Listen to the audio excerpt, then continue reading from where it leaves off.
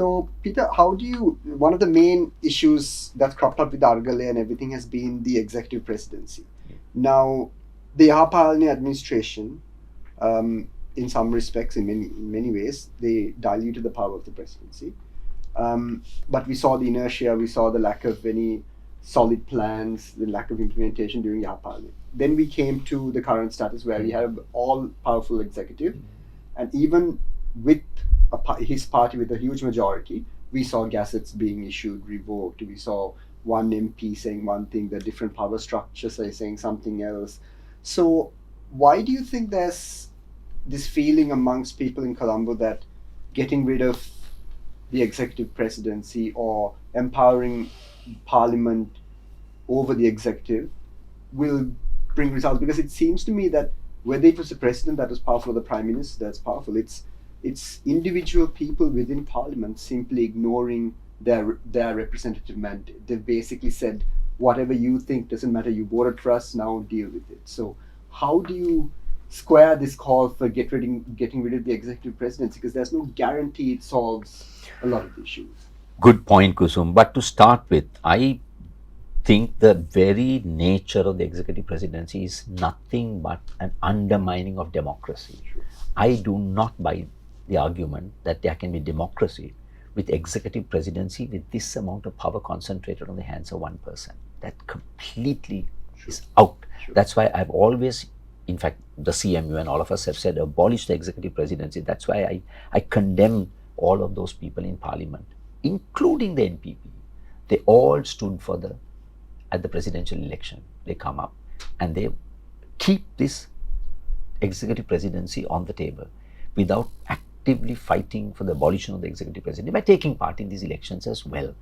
So the executive presidency, even the 19th Amendment, that's another false narrative. That's why I even think of the UNP and the Sajaba and all that. They were all for it. As long as they could exercise it, it'll be great. Now, I just want to quote you. You said you were shocked and horrified at people asking for the reinstatement of the 19th Amendment. So exactly. I mean, it's on the 19th Amendment that president sacked the prime minister and appointed an illegal prime minister, and the chaos it caused. So, I mean, come on. I mean, what is this curtailing of powers that you're talking about? It's nonsense. It's a myth.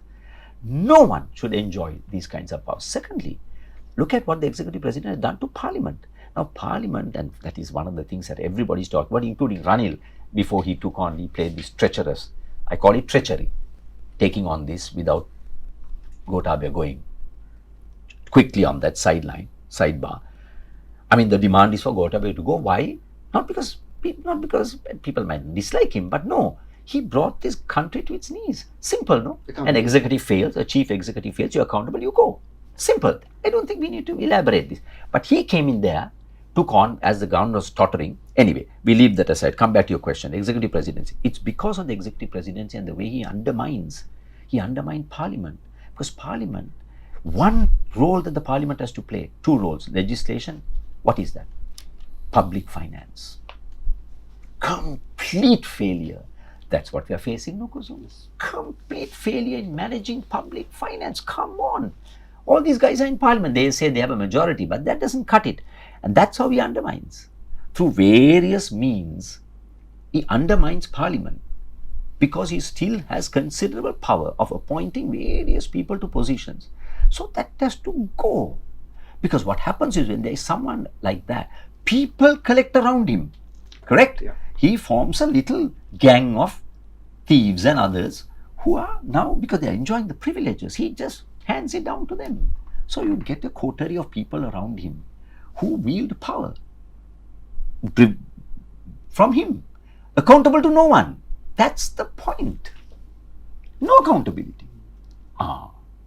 So parliament also, then he controls. Now look at the appointment he made. Now he could have made this appointment under the 19th Amendment also, on the opinion of the president. Now what kind of opinion must you have to think that a person with one seat in parliament can command the majority in parliament? You see how it undermines democracy. Yeah. In his opinion, he appoints. So he can take a person with no seats, came to the bonus seat, I formed an opinion. He shows no proof. Then, with that appointment, then he collects people around him as you can see. Yeah. But if he said, no, I'm not appointing you till you show me letters from minister, MPs and so on. Your own party has 80 people. Good, great start. Now show me 113. Show me the proof. No, randomly I appoint any fellow I want. It could be my puppy dog for all I care. And then he goes and collects people. Because now he's got the position. You see how it undermines democracy.